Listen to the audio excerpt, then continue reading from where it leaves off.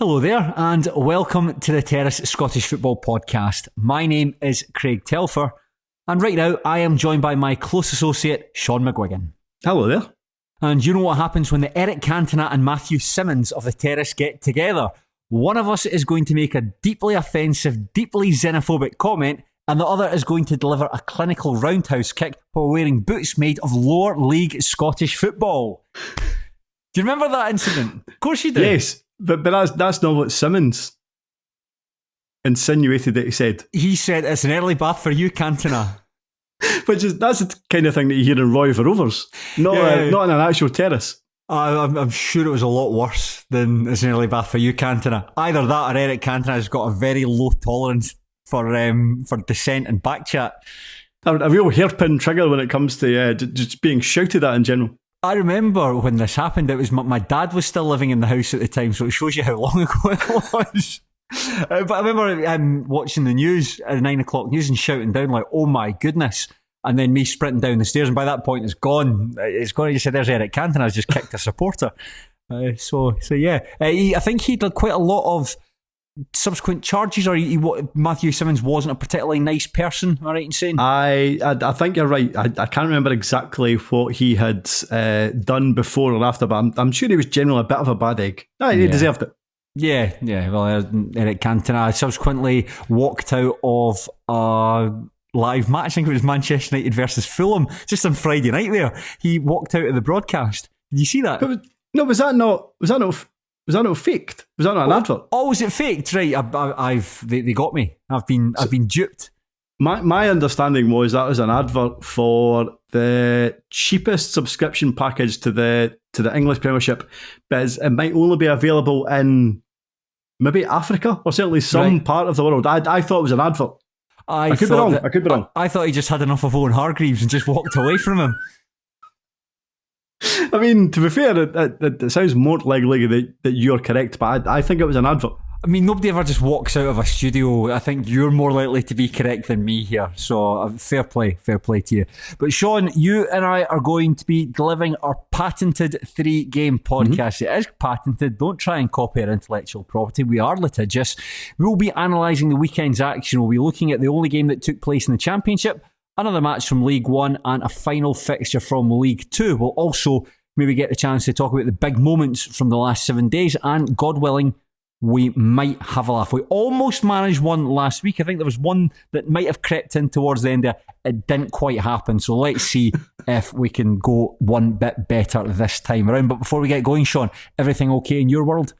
I am fine. In general, I've had a very tense morning though, if I'm being honest. Okay. So I had a dental appointment and I was getting a kind of scale and polish, which I never enjoy. And I was having a filling replaced. Okay. Now, the thing about a scale and polish, have you had one before? Oh, yeah, I think so. Yeah, it's just when they basically get rid of the grunge around your teeth. But I just feel they stick too many implements in your mouth at one time, because there's the mirror, there's the thing that spouts out the water, and there's the hoover. And like, bear in mind, my tongue's already in there. It's just that's a lot in a mouth. A lot happening at once. So I find that uncomfortable. But anyway, regardless, got through that part. They done that first while my kind of top right part of my mouth was numbing. So fine. I thought, right, I've got through the worst. They done the filling. And then the dentist was kind of rummaging about, and she said, I was starting to relax. I goes, well, that's it. It wasn't the worst experience. Didn't enjoy it by any means. But regardless, it's done. And the dentist said, I'm not entirely happy with that filling. I'm going to do it again. And I was like, no, you do not want to hear that from your dentist. No. I do also think, though, you want to keep your dentist on side. Of course. Like, you don't want to fall out with them. I mean, you're in a very vulnerable position when you're in the dentist chair. Anything can happen. Exactly. So as much as I wanted to have a serious discussion about the benefits of getting things done properly first time, I just said, that's absolutely fine, and sat there for another 10 minutes being generally miserable. Then because my mum stays quite close to the dentist, I'd said I would go up and visit her afterwards, and I got there and she was watching the Jeremy Vine show. Oh. And I thought, this has been a real terrible start to my day. That is bad. That is bad. Jeremy Vine is a cyclist and just seems to cycle around London, just filming the number of times he gets antagonised. Now, I'm not sure if that says more about cyclists in the capital. I think it might say more about him. Like van drivers see Jeremy Vine and think, right, this is our chance. This is if you are the recurring theme of all of these incidents, then you probably need to look inward about what you're doing wrong.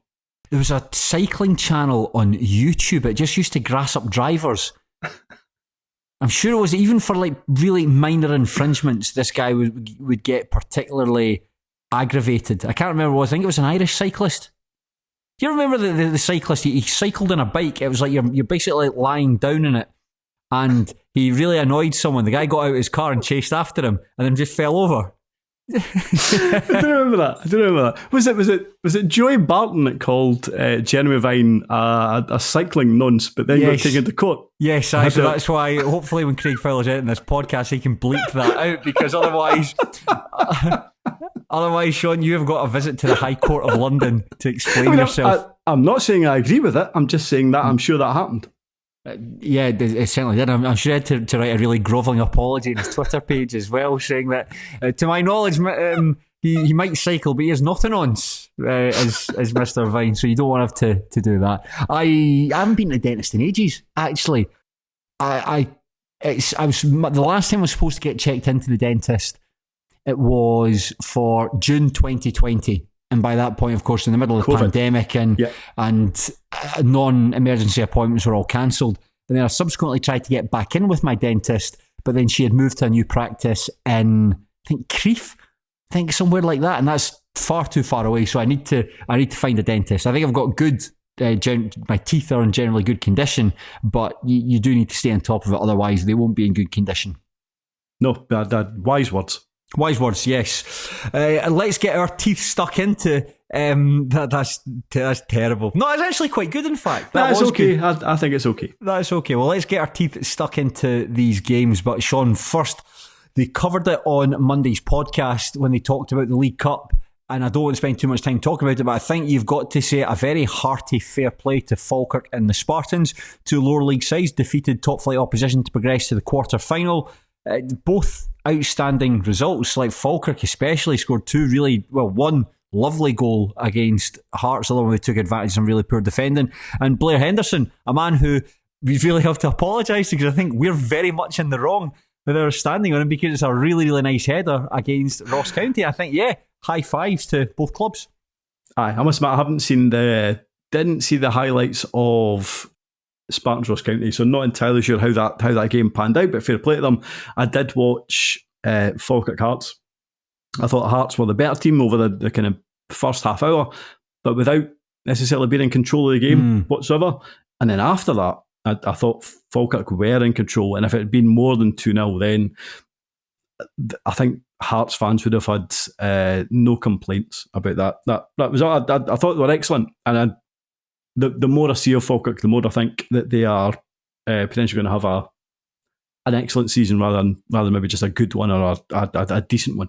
I think so. I think Ethan Ross's goal was absolutely fabulous. I think that's one of the goals of the season so far. There is nothing quite like watching exhilarating counter-attacking football. And weirdly, the goal was almost like a carbon copy of, well, certainly a higher quality copy of Ross McKeever's goal against Dunfermline, where Dylan Tate unleashes, I think that's the only word you can describe it, unleashes Keelan Adams down that right wing in a brilliant cutback, and then for Ethan Ross to smash in to the net. And just, I think Adams, Craig Fowler and Craig Anderson spoke about it on Monday, but I really think this guy's got a high ceiling, and I know he's got another year past this season on his contract at the Falkirk Stadium, but I do think there's perhaps bigger teams should be taking a look at him, because he does seem like he's got a really bright future. Started this campaign absolutely fantastic.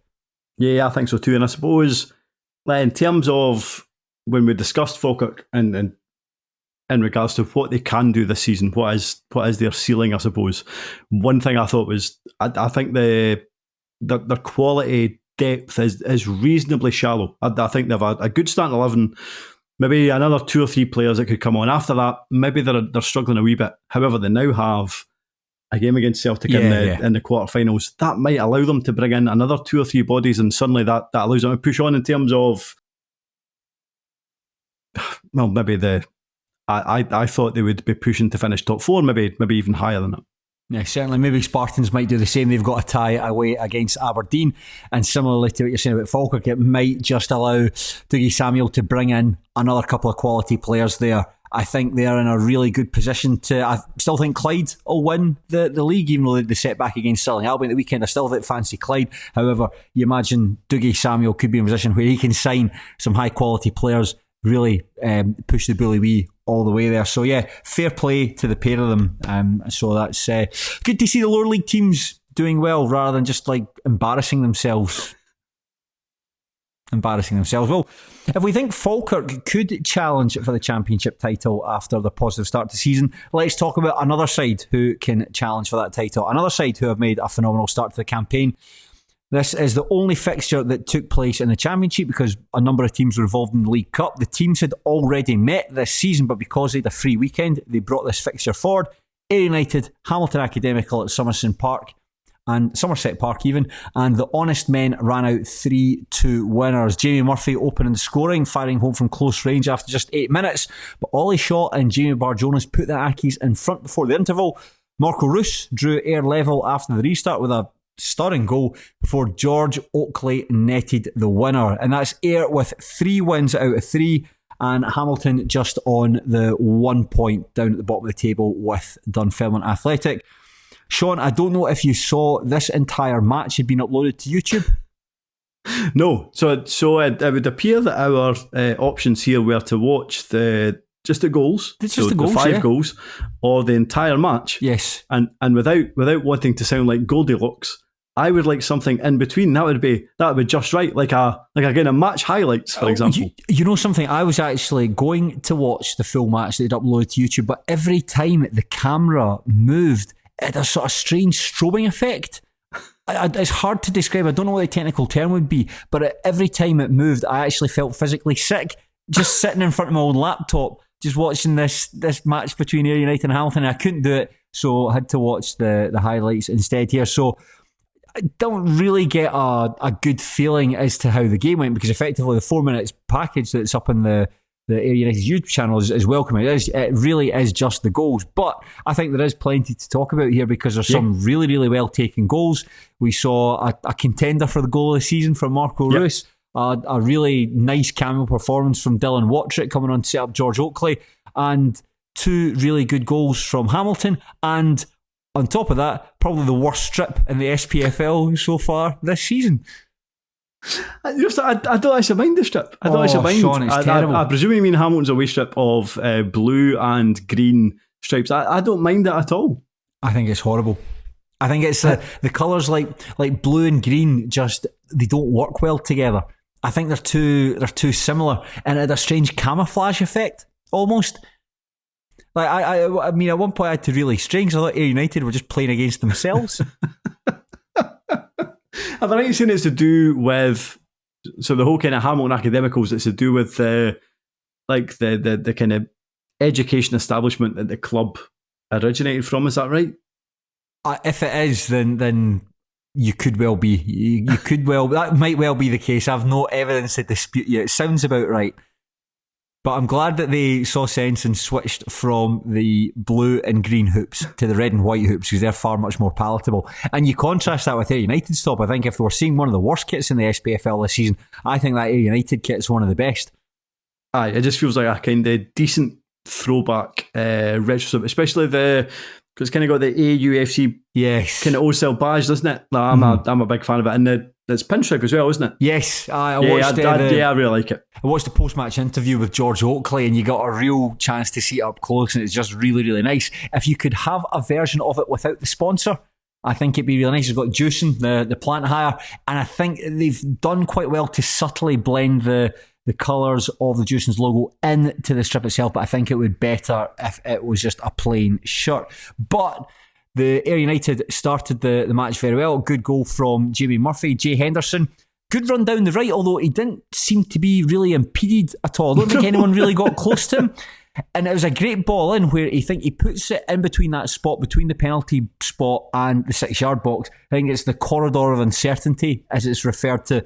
Very difficult for Charlie Albinson to come out and collect it. And there's Murphy just at the back post to hit it home. Yeah, I suppose it was kind of similar to the Falkirk goal that we discussed in terms of, like, it was a decent ball that was played into the right channel from, I think it was maybe Dempsey that played the ball to him. Good ball in from Jay Henderson and a kind of back post finish from Jamie Murphy. But you're right, in terms of, I mean, it came from a throw-in. So I think Barjonas, whether Barjonas, whether it was his man or not, I'm not entirely sure, but he kind of points, he kind of leaves it, and then Scott Martin kind of leaves it, and then it feels like there is just uncertainty in terms of what everybody should be doing in a Hamilton jersey. However, it was considering how Ayr United had started the previous game, the 5-0 win against Airdrie, maybe it was a start that everybody thought would happen, but then what transpired from the rest of the first half was quite the opposite. Yeah, definitely, because Ayr went into the interval a goal down because Hamilton Accies scored twice. The first one, it's actually a really, really good finish, this from Ollie Shaw. It's a really good run down the right from Scott Martin. He tees up Ewan Henderson. Finds Ollie Shaw, tees up Henderson. Henderson's shot is blocked. It rebounds very kindly to the path of Shaw, but he hits it exceedingly well because no chance that Harry Stone could have saved it.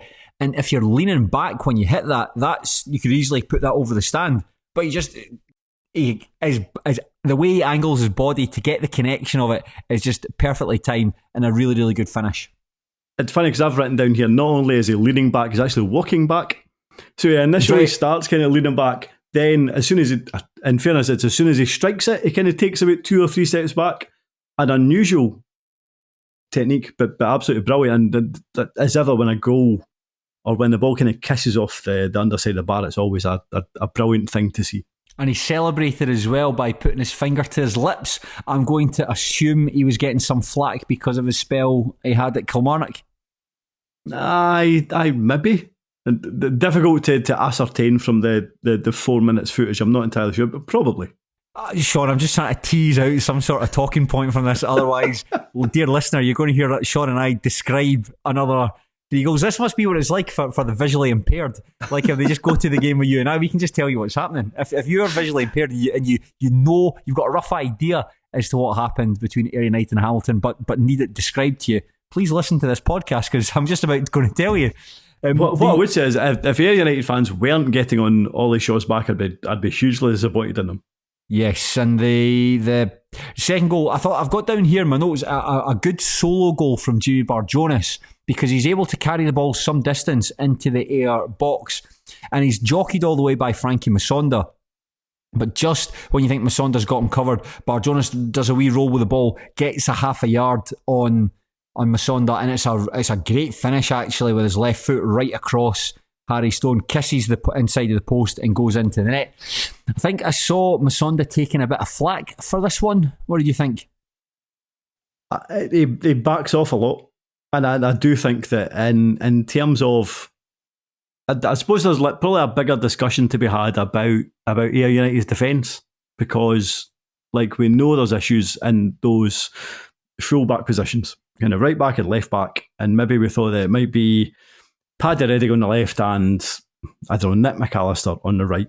Then they sign Scott McMahon, and you think, well, that solves one half of the issue. However, he's playing centre half. Masonda's now went out on the right, and he seems quite keen on getting on bombing forward. I'm still not sure about him. Ultimately, I think that Masonda is a centre half that's filling in on that right back position, and I think in general he might do it okay, but I don't think it comes naturally to him. And as much as Barjonas done well at that goal, I did feel that Masonda could have done better. He seems to do all the right things by slowing him down, holding the play up. You know, you're trying to slow him down and wait for your teammates to come back and give you a bit of a hand. And it looks as though he was doing all the right things, but he gets kind of caught out a wee bit. It's a nice bit of skill by Barjonas, and he really has a quick dart of pace, which I didn't think Jimmy Barjonas had.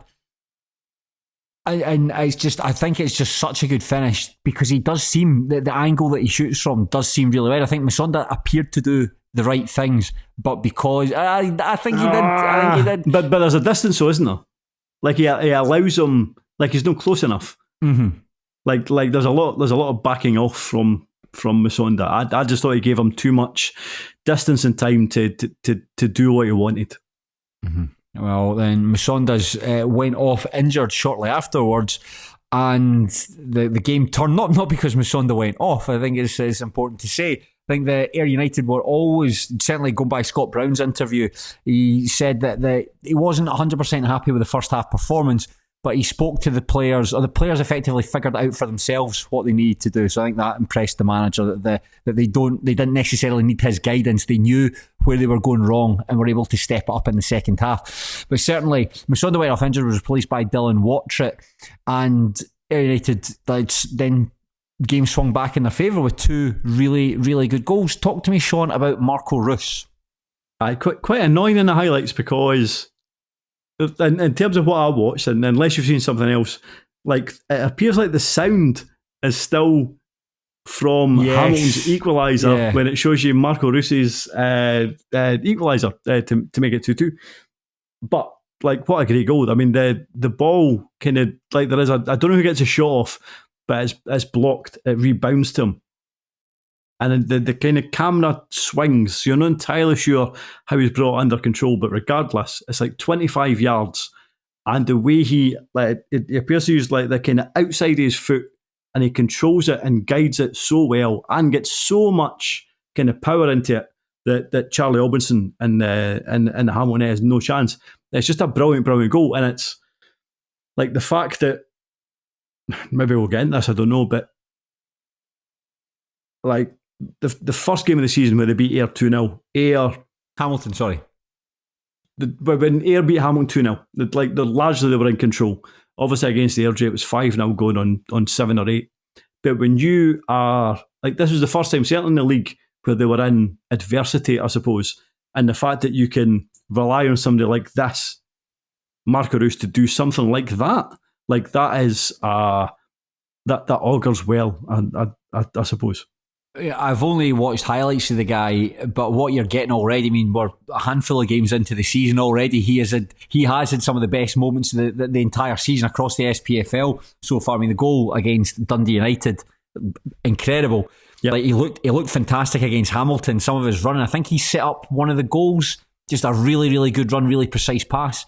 And then he scores he pulls his team back into this.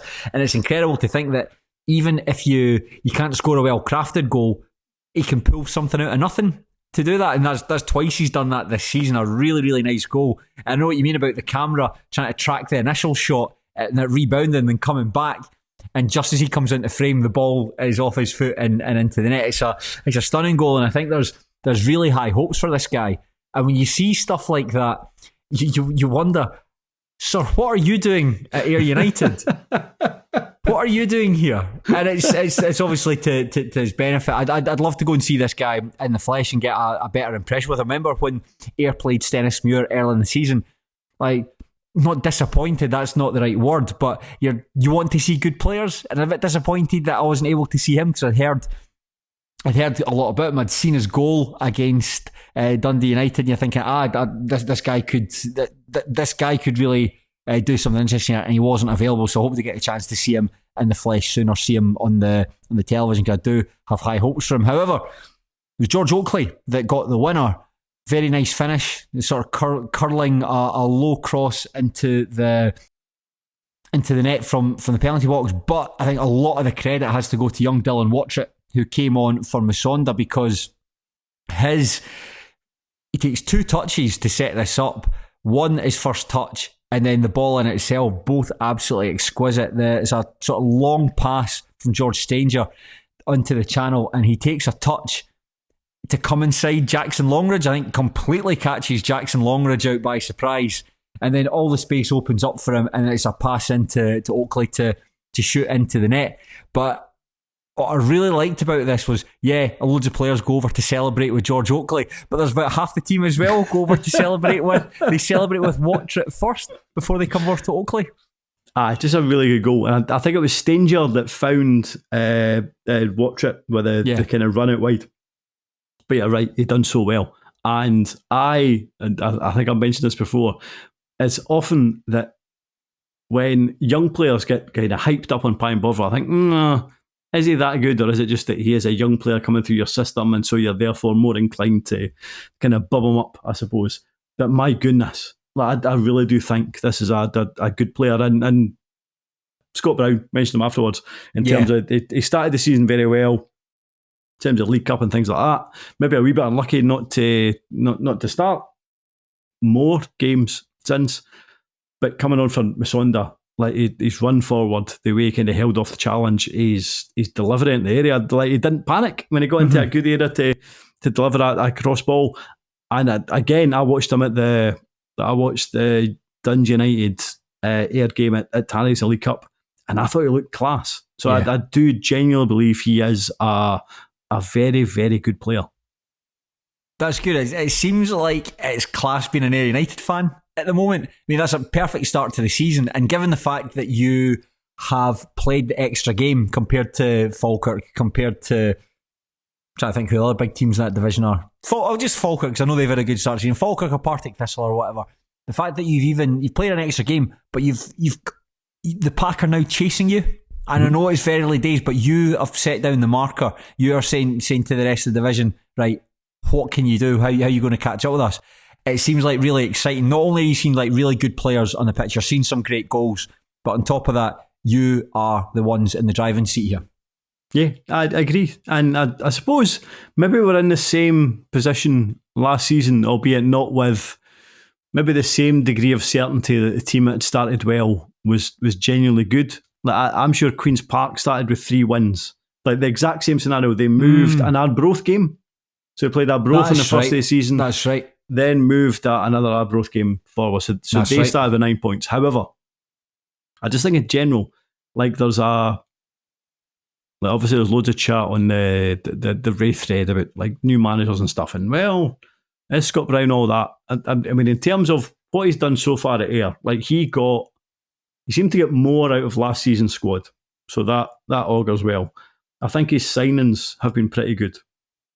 I think the way he changed the team, like if things aren't going well, I think he's willing to change the team. I think they're on the front foot. And I think how he coped with going 2-1 down at the weekend. I think there is, from an Ayr perspective, there is a lot to be excited about. And even, so in terms of signings that I wasn't sure about, so somebody like Jay Henderson, for example, I was like, well, is he that good? Like, he started the season exceptionally well. Yeah. So that would suggest that he has been a very, very intelligent signing. Ben Dempsey, somebody who is like, right, well, is he all that good? Like, my goodness, what a kind of destroyer he's been at the start of this season. So there's so many elements of this Ayr team that I wasn't too sure about, I suppose, but they all seem to be kind of knitting together very, very well. Yeah, he really seems to be putting his mark down on the team. We mentioned it in our preview podcast. If you haven't listened to it, please go and do so. And it's great to know that people are still getting around to finish it. A couple of, I don't want to say the code word, but a couple of code words sent over to us earlier in the week for people to let us know they had finished it.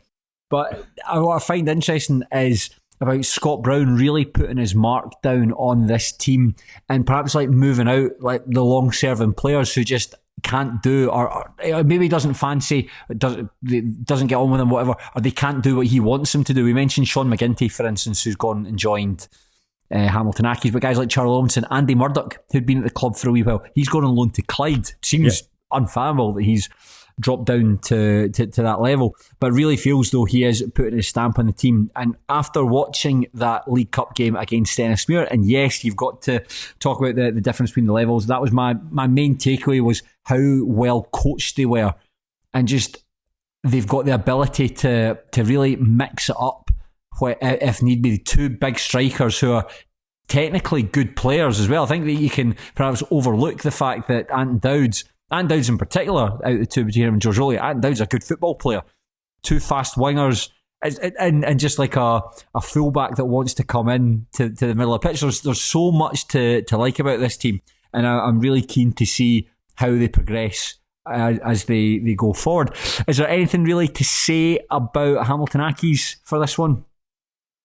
Maybe only that, once again, they're probably in a position where they didn't get a lot out of the game But if you are, I don't know, John Rankin, you would point to positives, I suppose. Yeah. Like Ayr got the early goal, then didn't capitalise, and then maybe for the majority of the first half, I'll say like a good chunk of the first half, Hamilton looked the better team, went 2-1 up, and then what Ayr needed was a kind of switch in momentum, which is exactly what they got with Roos's equaliser. After that, there was probably going to be one winner, but in general, like Hamilton, certainly for the chunk of the first half were okay, but they don't have a lot of points on the board. However, I suppose if you're being glass half full, they've had 2 games against a team that we've suggested might be the winners of the championship or will do very well in the championship. So if you want to be glass half full, then yes, it was another decent performance without necessarily getting points from the board. Yeah, there was just a couple of other observations about this match. Like George Oakley was asked in his, I don't know if you saw this, but George Oakley was asked in his post-match interview, did you find it tough battling against Shaughan McGuigan? He's like, yeah, not so much. I thought that was quite funny. Just as like, honestly, you could say, oh, McGuinn's a tough player, played against him loads of times, you know, you're always in for a while. Nah, no really. Not really. And there was like, you know how at Hamilton Academical they've still got this effectively, they've demarcated the Twitter accounts. They've got the one that's got about 30,000 followers, which is now just like a stats and banter account, and one that's the official account that doesn't have that much engagement. Well, the stats and info one tweeted out that Stephen Hendry was making his 149th appearance for the Ackies. Now, that's a decent achievement. Why not wait till next weekend? He's going to make his 150th. That's more of a landmark than his 149. It just felt like they started going through the entire squad and saying, right, is there anybody who's got like a kind of landmark kind of figure coming up? 149, that's fine. Oh, you can save it until next week.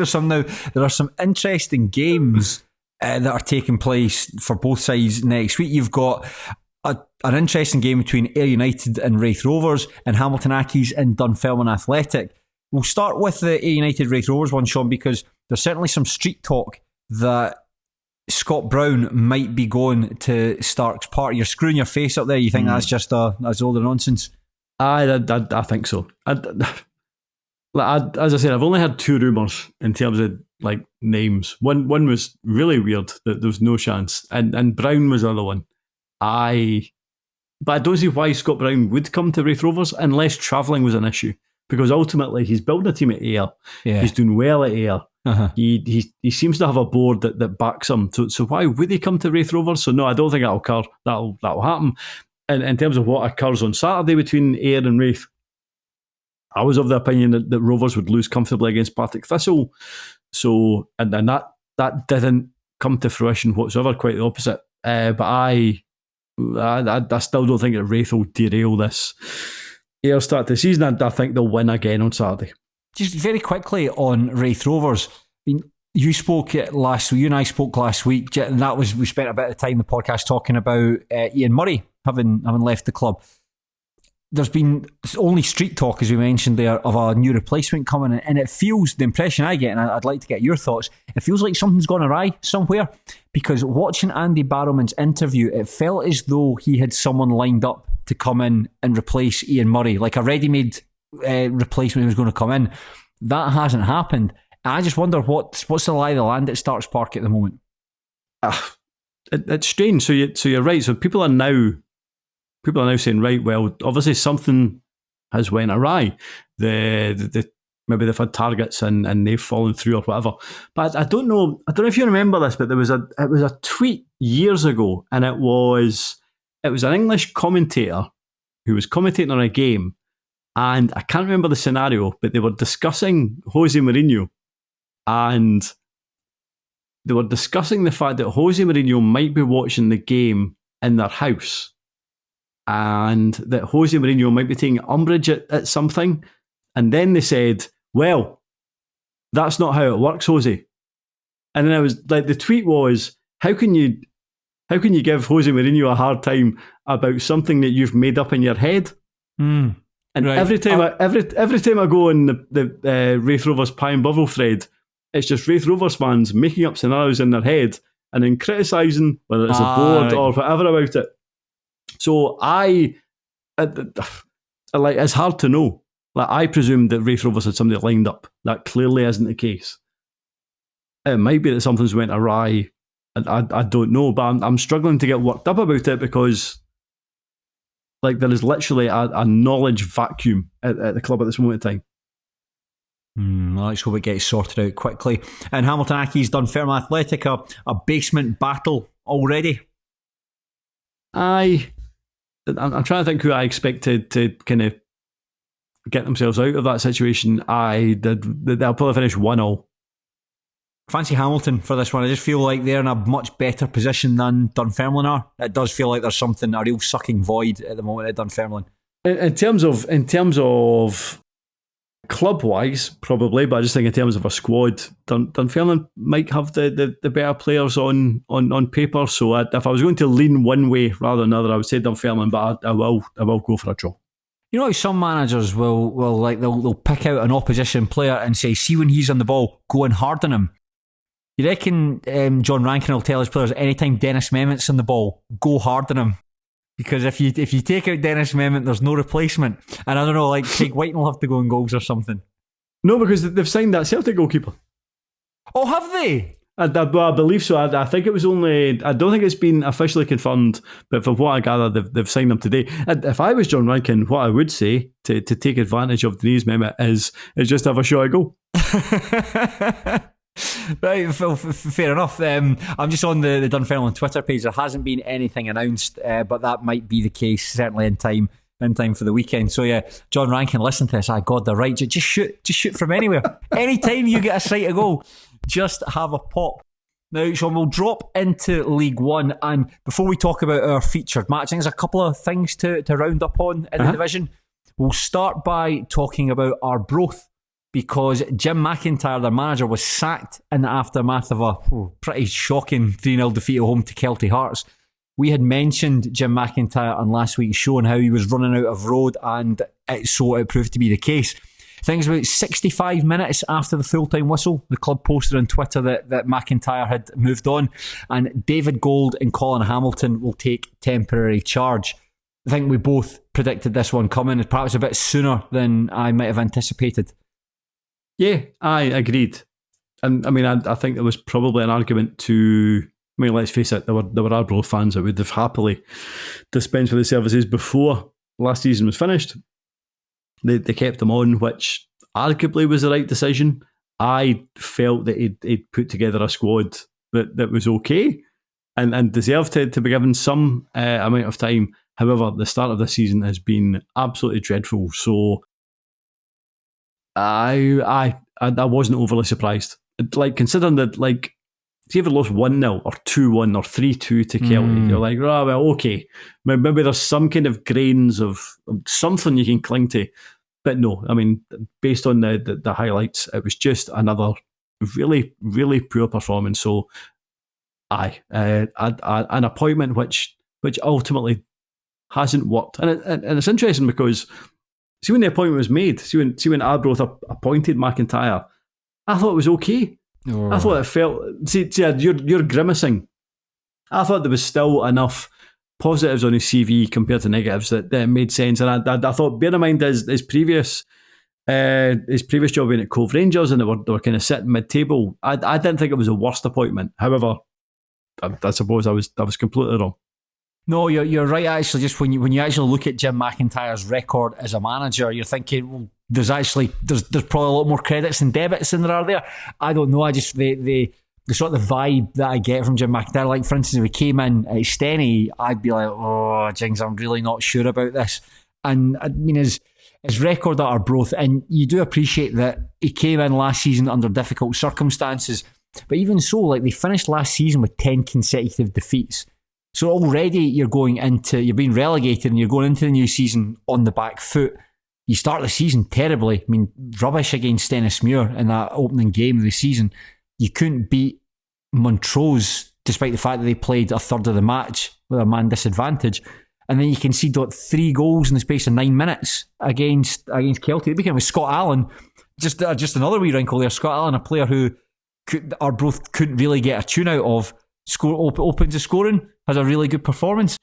And the boos at the full-time whistle there at Gayfield, you just knew that when you listened to that, the fans had well and truly had enough. And you know, you listen to the fans. The fans are the ones that go every week. And if the general consensus, I think that you take like Pine Bovril, for instance, as a good judge, and you read the comments that are posted on Twitter under news stories at the club, the general feeling was that McIntyre's time had come to an end. Yeah, very much so. And it'll be interesting to see where they go from here. So I sometimes think, or I sometimes wonder, if boards do the opposite of what hasn't worked last time around. So if we take Arbroath as an example, so like Dick Campbell still is a personality, I suppose. Whereas Jim McIntyre, I don't know what he's like within a club, but certainly in terms of what he does with his interviews, pre-game, post-game, he feels quite quiet, quite shy. Aye, I suppose demure. Shy is. Aye, you're right. I'm not sure about demure, but certainly is certainly more quiet than Dick Campbell, for example.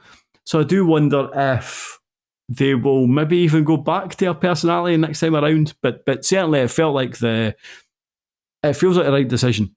So similar, I suppose, to Ian Murray. Like the transfer window's still open. If they make a quick appointment, like there's only 3 games going, so it's not as if they're too far behind. It probably is the right decision. I saw Ali Adams, the former Arbroath goalkeeper / striker. He took some time out of getting ripped. He quote tweeted Nary's toe poker. You know, we obviously, Laurie Spence, a fantastic database that he curates, charting all the transfers that take place in Scottish football. Laurie Spence had tweeted out Jim McIntyre's record at Arbroath. It wasn't particularly favourable. And Ali Adams quote tweeted it with just words, Mr. Professional. Obviously, something cryptic, and it's to do with his sudden removal from the club. And then Ali Adams deleted the tweet like about an hour later. So I was just about to say, how long did it take him to delete it? Because I seen it as well. I didn't investigate it any further, but I did wonder if he deleted it at a later time. No doubt, Ali. We'll hear from you again in a couple of weeks, and we'll look forward to reporting on you then. Also in that division, Shaughan, it looks like Inverness Caledonian Thistle are getting their act together because directors at the club have agreed to write off loans or turn them into equity. This is going to save the club, I think, millions of pounds, about £3 million. So fair play to the directors who have agreed to do that. Although that might be at a long-term cost. I think I read somewhere that might be, some people might take charge of the stands. So I don't necessarily know how that works. But I do think that people, particularly Alan Savage, really does have the club's best interests at heart. The club are also entering into discussions with a Portuguese consortium who own Serie A side Monza. And that should certainly allow the club to, stave off the threat of administration and maybe in time bring in the players they have to put together a competitive team to at least get into the top 4 this season. I think I was more reassured about the information that they were kind of writing off debt rather than the information that they were potentially getting investment from Portugal. I just think that's a weird thing.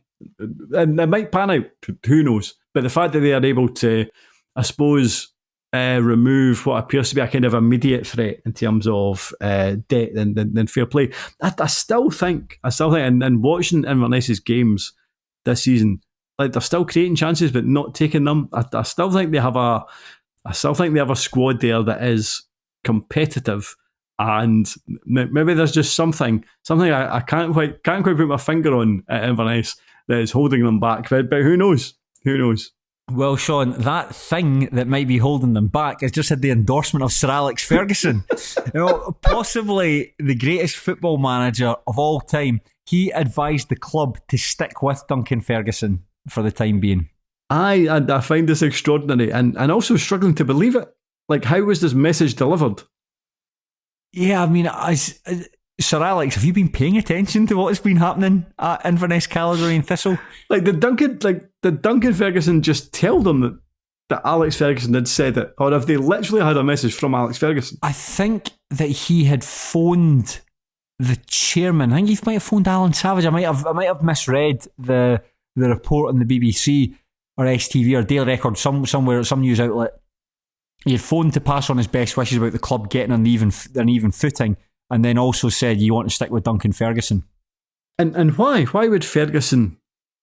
Why would Alex Ferguson be positive about Duncan Ferguson? Alex Ferguson said a lot of things. You remember when he said Robin van Persie could have been killed when Ashley Williams kicked a ball at him?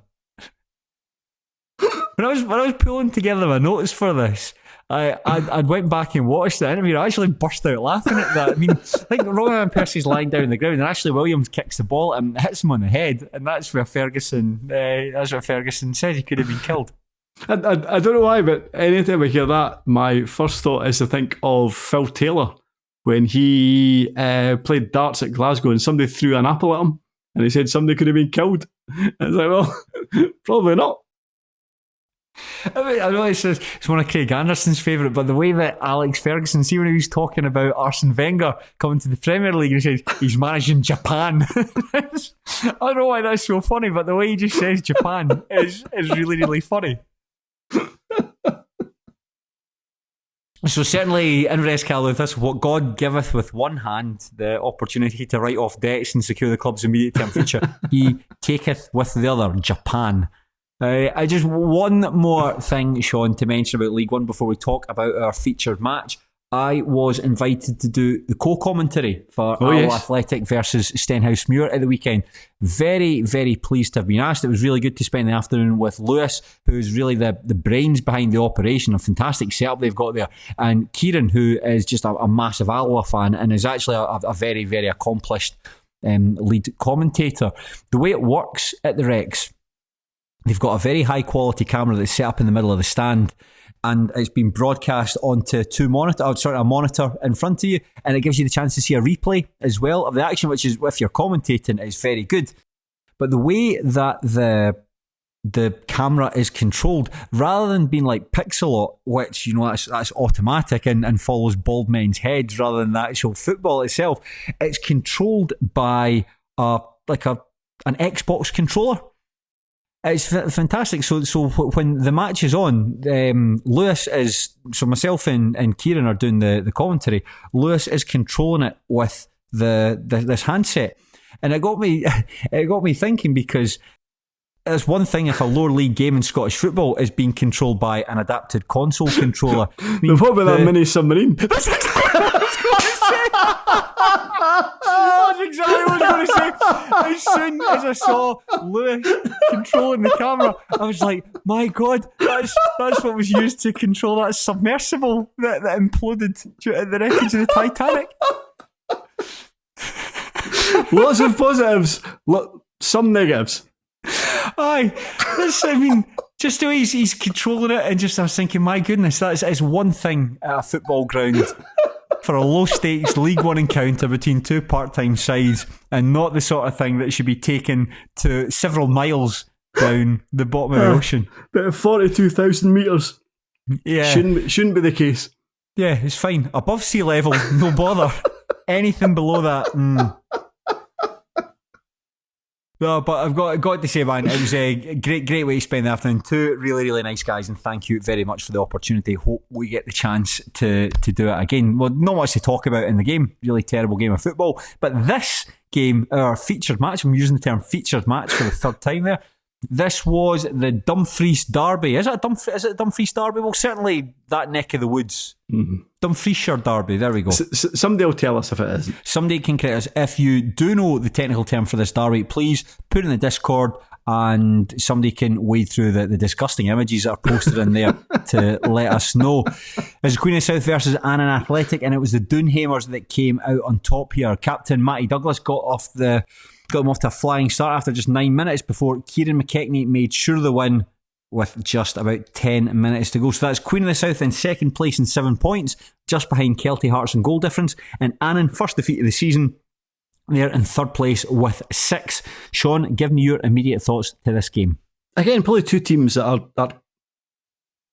very happy at how the season has started, I suppose. Yeah. I suggested that Annan were going to be a team that had a good League Cup campaign, but their actual league campaign would fall away. That hasn't been the case.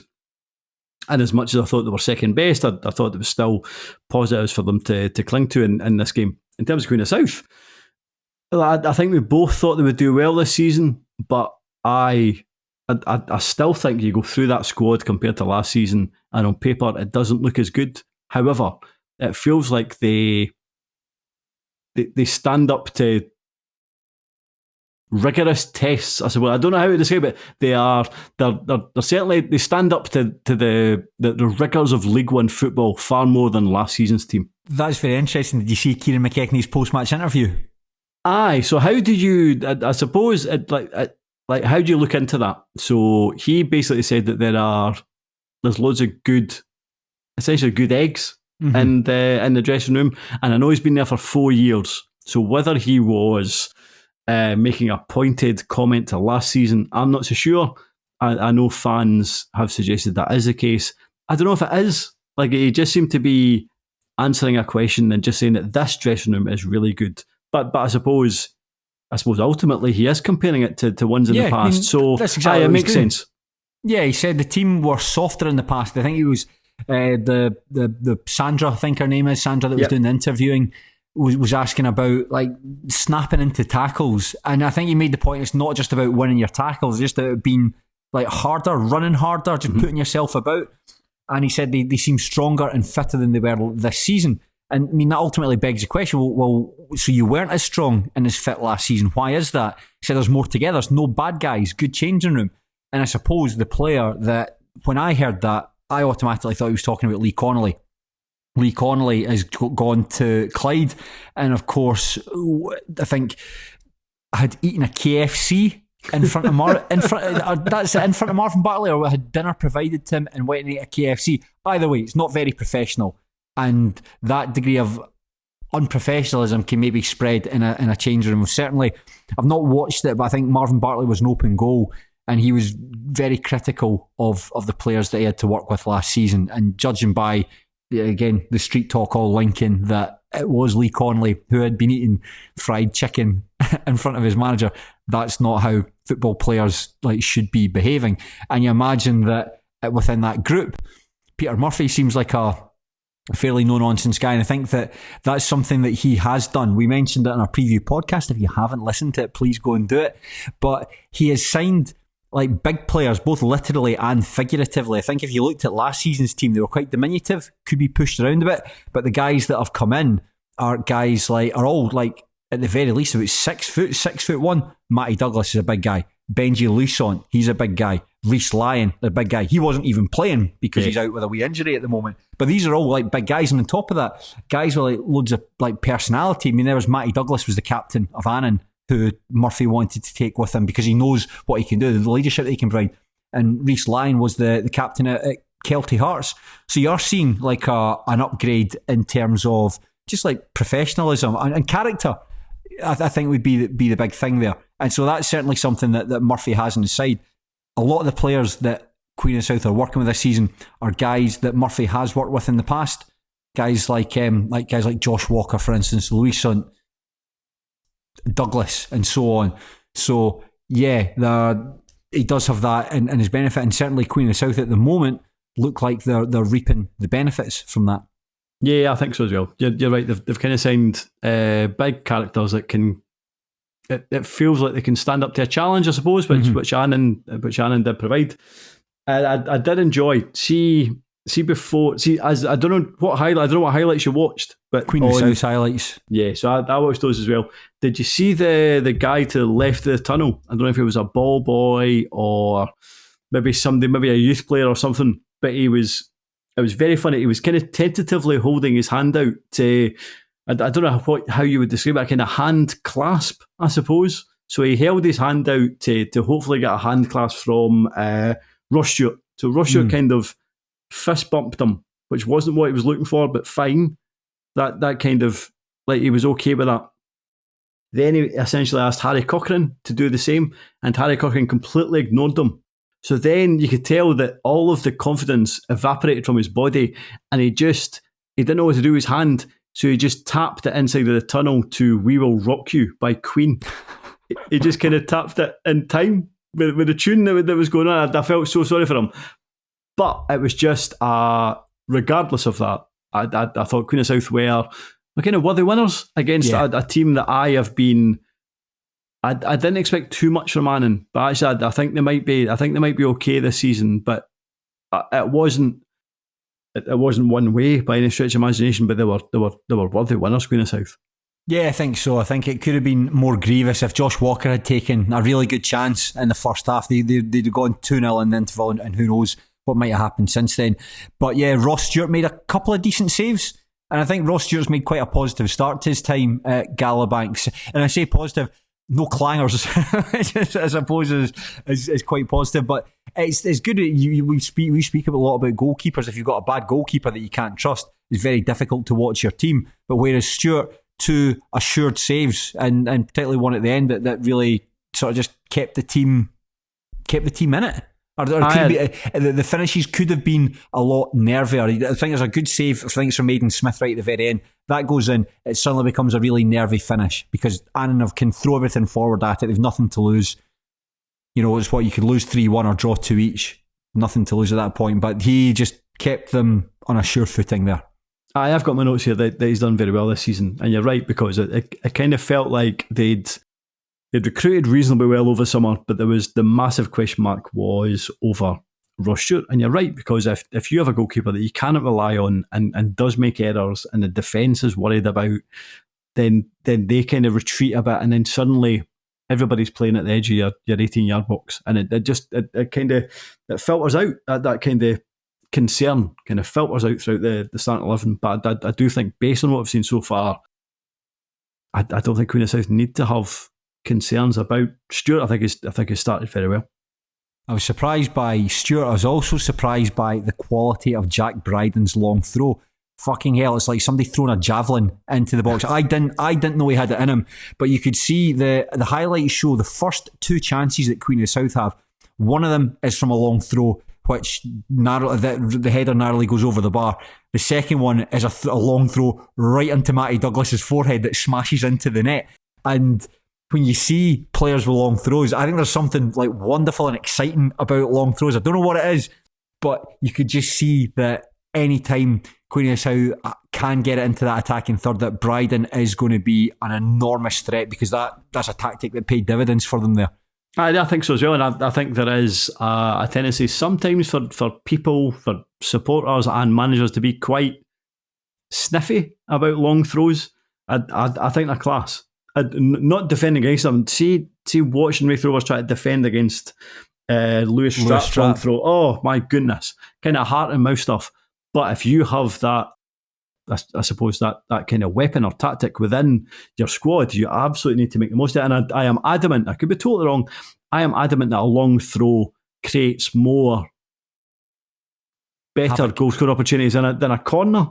Why that is, I'm not entirely sure, but I really do think it does. It certainly creates more concern and panic.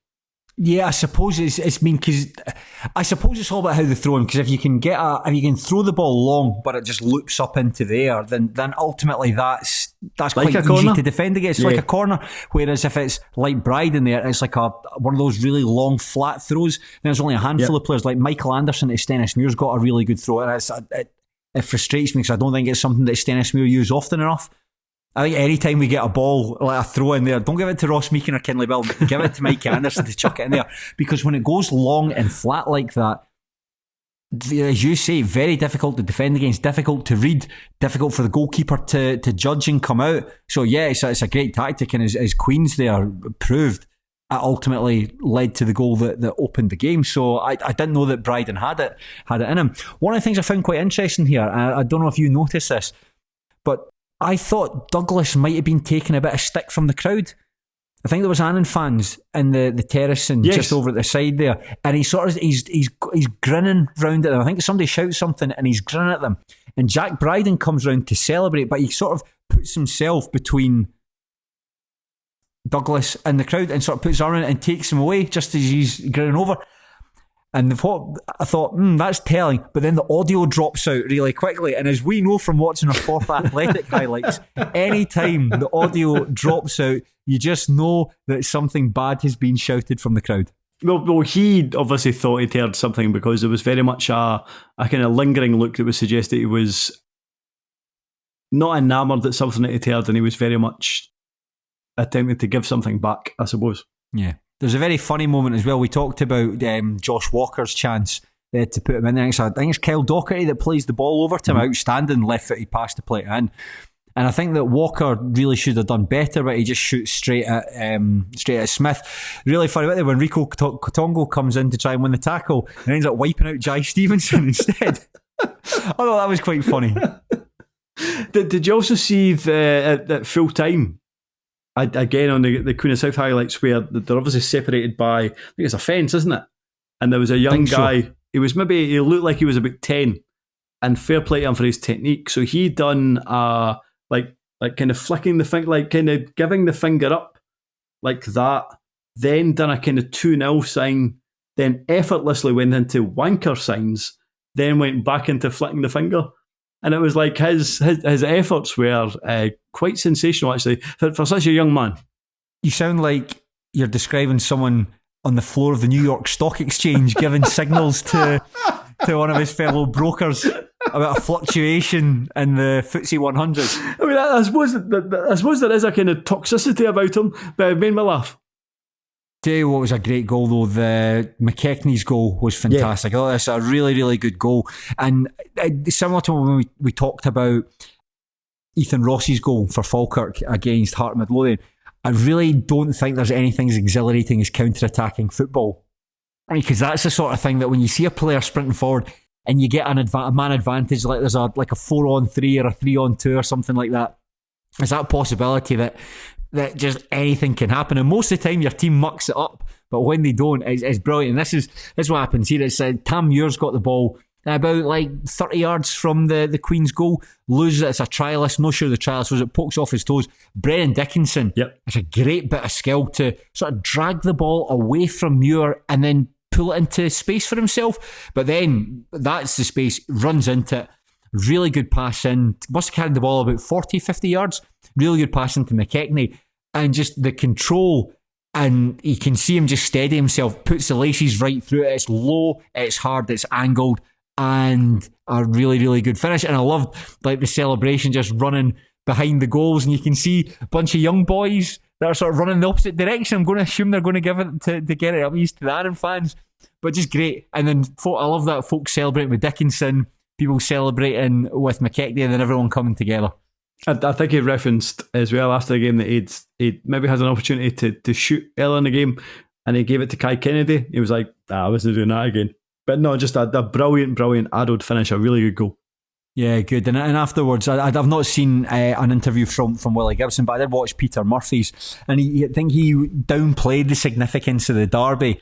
And I think he's given his connections with Annan, it's probably the right thing to do. I think he was there, 6 or 7 years? He was there in charge of Gallowbank. So to him, it was just another match. But I think that'll have been very sweet for him, because last season that could have easily been a match that they lost. I think they had actually quite a good record against Annan last year, but they did lose the final meeting between the teams. They lost that 1-2-1 in the sort of the death throes of Marvin Bartley's time as manager. But it does feel like that they're on to a really good thing here. And there's a lot of connections between the teams. How many in that starting 11 for Annan played for Queen? Have previously played for Queen of the South? Yeah, a lot. 6. And in terms of, and it's funny, in terms of his interview, you're right, he kind of downplays everything until maybe one of the last questions, and Sandra says something like, a really decent start to the season though, isn't it? And he went, no, that's a good start. And it's like, you've kind of downplayed everything for the last 6.5 minutes, but then you really end on actually no, it's a really good start. So I enjoy listening to him, and I think I expect him to do well at Queen of South, and but yes, he started very, very well. Yeah, you got Dickinson's just coming back from injury. McIntosh came on, he's just come back from injury. Reece Lyon, as we said, he'll be back in business very soon. So yeah, I think there's certainly, I would be cautious about if you're a Queen's fan, because of course they had a decent start to last season as well. They think they was at 9 points from the first 4 games, and that ended up terribly. But Queen's next day travel to Lynx Park to take on Montrose. That game's going to be live on BBC Alba on Saturday night, and then it's at a Battle of the Athletics where Annan take on Alloa. I'm still kind of suspect, I suppose, of how Annan will do. Like, just because I suppose they just kind of held their head above water last season. So I would still expect Alloa to take 3 points from that game, and Montrose just draw every week. So let's go for 1-1 for Montrose, Queen of South. Fair play. We will talk about our third and final match, and this was actually a lot of fun. And the highlights actually give you an indication as to what actually happened. So there's plenty to talk about here. And this is similar to last week, it's a kind of derby of sorts. And it took place at the Meadowbank Stadium, where Edinburgh City drew 2 each with Bonnyrigg Rose. And oi, Telfer, you spent about 20 minutes last week talking about Bonnyrigg. Couldn't you have picked another game to talk about? Go and fuck yourself, is what I'd say to that. No, it's me and Sean's podcast, and these are the teams we want to talk about. But this, like I say, this looked like a lot of fun. Really good highlights package from Edinburgh City. Kerr Young opened the scoring for the Rose. It was cancelled out by James Stokes just before half time. Shaughan Murphy was sent off for Bonnyrigg 4 minutes after the restart, and then Connor Young put the Citizens in front. Really, really nice goal. That first one was in touching distance, but Neil Martiniuk grabbed an equaliser. Both teams finally up and running. They've got a point each. And Sean, going into this one, the reason we spoke about this one, I know that we were kind of joking about talking about Bonnyrigg, and I think that in the circumstances, Stirling Albion beating Clyde is an interesting game to talk about. But it felt like in League 2, this felt like the first 6-pointer of the season, so it was worth discussing. Yeah, I mean, going into it, we both felt, I suspect, that these are the two clubs that will probably finish 9th and 10th in some semblance of order, and ultimately, based on what I watched, I still think that'll be the case. I would imagine that both teams and both managers would take the positives for the game. They were both desperate to take points and now have the points on the board. Listening to Callum Elliott and kind of Michael McIndoe was a wee bit worried because there was nothing from McIndoe on YouTube. But it turns out that Edinburgh are just putting it on Twitter, so it's fine. I in terms of what I watched, I was still being more encouraged by what I saw if I was Callum Elliott. Bear in mind, they had a player sent off, and I think if it wasn't for the performance of Mark Weir in terms of the kind of closing stage of the game, I mean, I thought Bonnyrigg were worthy of the 3 points. They didn't get it, obviously, but they were worthy of the 3 points. And I would disagree with McIndoe in terms of how he summarised the game, I suppose. I think Edinburgh's big problem, we touched on Edinburgh, I think, a wee bit last week, where we said what's probably going to happen to Edinburgh is they'll be very competitive for about 70-75 minutes, then fall away at the end. They were certainly a lot better here. However, they look, every time a set piece goes against them, like a throw-in, free kick, corner kick, they look like they're going to lose goals. I mean, both goals came from corners. Yeah. Both goals came from corners. I mean, right at the very start, there's like a long throw that goes into the box. And I think it doesn't really quite fall for Cammy Ross, and he kind of fluffs his header. Yeah. But it just, McIndoe's acknowledged that's something that he said at the end of his interview, is that set pieces is something they need to work on. But what did he say? He said, like, it's quite easily fixable. Well, if that's the case, mate, you really need to get on top of that, because any time a ball goes into that box, it's complete panic stations. Aye, and I've watched all 3 games now. So the Stirling Albion game, the East Fife game, the Bonnyrigg game, and the one kind of recurring theme is Edinburgh are consistently giving up like big chances every single game, and see if they are needing to score 3 goals every week just to get a point, like that isn't sustainable. So they managed to kind of, I still felt they were digging out a result, even though they're 2-1 up, even though they were a man up. I still felt this was them digging out a point rather than a reverse. Aye, yeah, maybe it's like from watching them, I think that Edinburgh are capable of playing some really nice stuff. There was some really, really nice moments in this match. There's a bit things in the first half where like Innes Lawson he has looks a good. wee like He looks really good. It's like a wee sandwich chip. Yep. Like I think there's a bit where Quinn Mitchell overlaps him down the left, and he just does a wee sandwich chip to over him to play the ball into the box. And I thought their goals were really, really well worked. I mean, John Robertson, who's coming to the club from Alloa, he's the captain, and I think I'm going to assume there's a lot of investment in him to lead this group of young players, but he is heavily involved in both goals. I mean, the first goal, again, is really well worked. It starts off with a move, like it's going down Edinburgh's left, and then the ball, when they get into the final third, moves into the middle, moves out to the right, and then Robertson hits the byline. James Stokes finishes from close range. I thought that's a really nice goal, really patient build-up, really cleverly worked. And that the goal that put them ahead from Connor Young, I thought that was class. Like the way that, I mean, there might have been a bit of fortunate because Robertson plays like a nice ball straight in the middle, and I think it's like Lawson tries to do a wee pirouette. So I've written down here, Innes Lawson pirouettes. It kind of works. He doesn't really change. He doesn't really change the direction that the ball goes. But it's just a distraction. Yes, but ultimately the finish from, is it Connor Young? Like a great finish from Connor Young. So yes, nice. Lots of stuff to admire about Edinburgh. But in terms of I don't know, in terms of a total package, I still think they're a wee bit away. I know they've signed is it Josh Grigor today? Yeah, which might make a difference in terms of the middle of the defence. But I still think they'll need to use the loan market well. But you're right, there was things to admire, but ultimately they were far too much relying on Mark Weir and goals for my liking. We'll touch on the two things. You mentioned Josh Grigor signing coming from Bonnyrigg, somebody who was just like unexpectedly let go. Josh Grigor's a player I quite like, and I actually think he'll fit in quite well to what Edinburgh want to do. He can play in central defence, he can play in sort of the base of midfield, and I do think that he'll be a useful player for what Edinburgh are looking to do, and I hope he really does well there. Mark Weir's performance, dearie me, do you remember a game where, I mean, this dearie me isn't like that, what a performance, he was absolutely outstanding here. Do you remember a game, it was broadcast on the BBC, this is a few years ago, Bonnyrigg played Dundee at Dens Park in the Scottish Cup. Mark Weir got man of the match. Ultimately, like, he chucked it in at the end. I think it was his mistake that led to Dundee ultimately getting the winner, but his performance in that match was absolutely extraordinary. And here he made a save. It reminded me of David Seaman against Paul Pescaliddo in the FA Cup semi-final. You remember? Where it's like the ball is going over it and it's an impossible save to lean full tilt and scoop the ball away. Outstanding. But he had a shot for Lee Curry that he tipped around the post.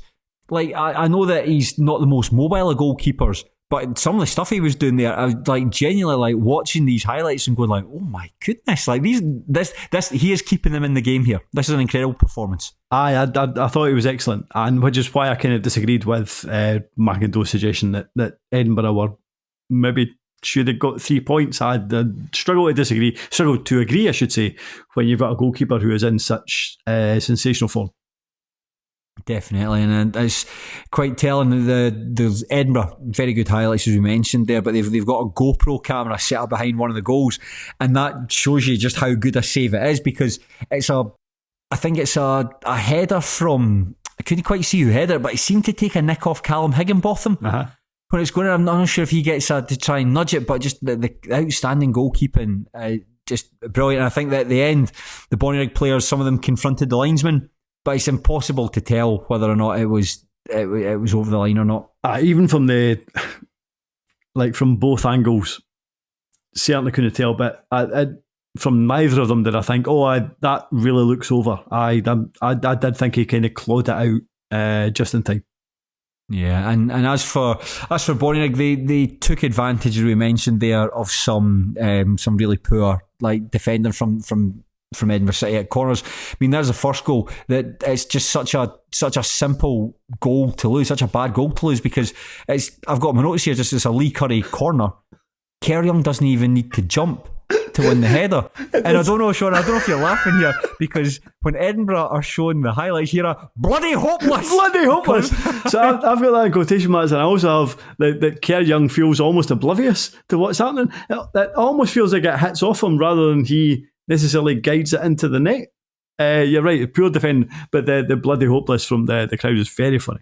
In fact, I just noticed you like Bradley Barrett hitting the crossbar as well. I think that Mackindo is very much, he's not like a glass half full. The glass is full. Like that's just the way he seems to be, and I think that's the way he has to be with this team, because effectively young players. I saw them described on Pie and Bovril. Someone said it's a Lowland League team with an East of Scotland bench. Yep. And I think that's probably a fair way to describe how Edinburgh City are looking at the moment. But there is spirit there. There is spirit there, and you've got a manager who will need to be positive.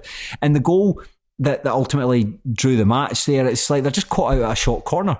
I don't know if they're not paying attention, but like the ball goes to Aaron Arnott, it hangs up towards the back post. A number of players jump for it. And then, I mean, it's a nice finish by Neil Martiniuk. He sort of hits the thing like low on the half volley.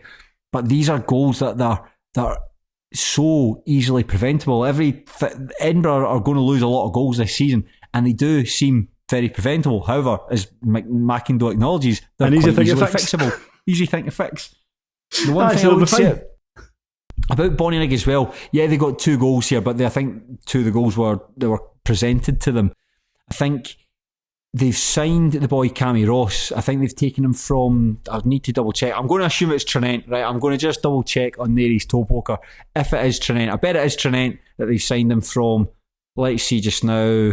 Bonnyrigg Rose have signed him from, yeah, it was Tranent Juniors, of course it was. But I think in his interview after the Spartans match, Elliott said that he was quite adamant that Ross is going to have a good impact at the club. I think he's like, I promise you he's going to score goals. He said something along those lines in that interview at Ainsley Park. But he missed a pretty decent chance. Like just at the end there, I think it was a decent save. No, somebody, I think Weir saved it and pushed it out to him, and he hit the thing first time and sent it skying over the bar. Oh, sorry, was that? I thought that was Lewis Lorimer. Was that Cameron Ross? Was it? I mean, it was an absolute sitter. It was a dreadful. I've got it down here. It was number 19. I thought it was 15. If it was 19, then you're absolutely right. That was a really poor miss, and it felt like the finish of the reason I thought it was with Lorimer was because he's a defender. Like that feels like the finish of a defender. However, if it was Ross, then it was a finish of somebody who has little confidence in themselves, I suppose, which is even worse. Yeah, and it's going to get even more difficult for them, Bonnyrigg, because they're taking on Clyde at New Dundas Park, whereas Edinburgh are travelling away to Forfar Athletic. 2 teams who, their seasons, it doesn't feel like it's quite up and running. Clyde lost, in fact both teams lost. Clyde lost to Stirling Albion. Forfar were beaten by East Fife. So I think that both Clyde and Forfar will be probably looking at these fixtures and being like, aye, let's set down a marker here. Yeah, I mean, Forfar will either draw 0-0 or win 1-0. I expect Clyde to win quite comfortably, even on Saturday. As much as they haven't really clicked yet, they were the better team against Stirling Albion. It wasn't necessarily smash and grab, but Stirling were clinical and Clyde were disappointing, but still the better team. I still expect Clyde to come out on top against Bonnyrigg ultimately.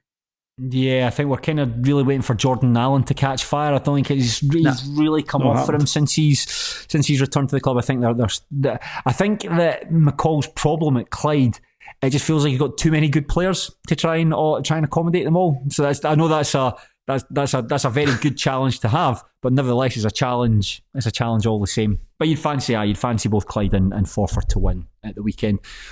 Any other business? This is like, I thought if we're going to finish on something nice, like one of those and finally pieces at the end of the report in Scotland about like a kids tackling chewing gum or something, like that. But Paul Woods is back playing for Stranraer, and it's almost 2 years. He's been out of the game for almost 2 years with an injury. Came on as a 79th minute substitute against Peterhead on Saturday. great to see. Didn't make much of a difference. The team still lost 1-0. But nevertheless, if a player has been out of the game that long at his age, in his early 30s, after picking up such a serious injury, it's brilliant to see him get fit and able to contribute.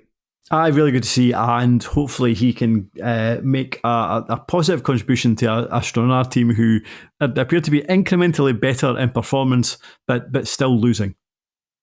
Yes, I think it's getting quite. I say it's getting. We're 3 games into the season, but it's quite tasty. We've got 4 teams all on 1 point at the bottom of the table: 4 for Stranraer, Bonnyrigg, and Edinburgh. Yeah, based on what I've seen, I do think that the Stranraer will be in better shape this season and not finishing 10th. However, it'd be good to, bear in mind that I think we both really enjoy Stranraer and all that they bring, so hopefully they can push a wee bit higher than just avoid 10th. Yeah, actually, I know they seem to be a bit of a laughing stock for a while, but I kind of hope Edinburgh have a good season. Do you know? It's like I quite like Michael McIndoe. I really like Eden Lynch. I like Josh Gregg. I like John Robertson. That core of players that they've got there. In fact, they've all played for I've just realised they all played for Sterrismuir in the past. But like I say, Lynch, bit of a cult hero at the Warriors, and I hope he can do what's needed to make sure that they stave off relegation. And Shaughan, finally, do you want to talk about Kyle Girvan moving from Stranraer to Elgin City? Not again. Let's that'll be the last time we mention that, unless Kyle Girvan does something incredible. Goes back to Stranraer, who knows? We'll leave it. We'll leave it for the time being. But if you want to, in fact, you should, please do subscribe to the Terrace Patreon. There are hundreds of podcasts up there. Recently, Craig Cairns went to a game of football and Duncan Mackay did an interview. So if those wet your whistle, then just give us your money. Heard good things about both. Yeah, aye. And that's the only thing I'll hear from those, because I'm not inclined to listen to them. No, I'm kidding on. I do enjoy Craig Cairns' stuff. They are actually worth spending the money on. Yeah, Craig Cairns' stuff is good. Duncan's is good as well. Different. I sound like I'm going to stop speaking here because it sounds like I'm insulting my friends, and I sincerely don't mean to do that. But Shaughan, I think you and I will be back next week probably. Yes, I believe so. We've already agreed to that. All right, okay, then Shaughan and I will be back next week, and we will be doing probably another 3-game roundup, because they're quite good fun to do. Maybe we'll talk about something else on the side. Who knows? Something wacky might happen at Inverness, Caledon and Thistle. They might get approval for the battery farm. Who knows? Who knows? But Shaughan, we'll leave it at that, and thank you, dear listener. Please enjoy your football at the weekend, but unlike that foul-mouthed Edinburgh City fan that we had to tolerate, please do so respectfully. Thank you. Take care.